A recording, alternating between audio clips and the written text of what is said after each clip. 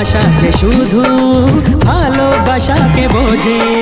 তুমি শুধু তুমি নিয়ে আমি, তুমি শুধু তুমি নিয়ে আমি, এই তো জীবন।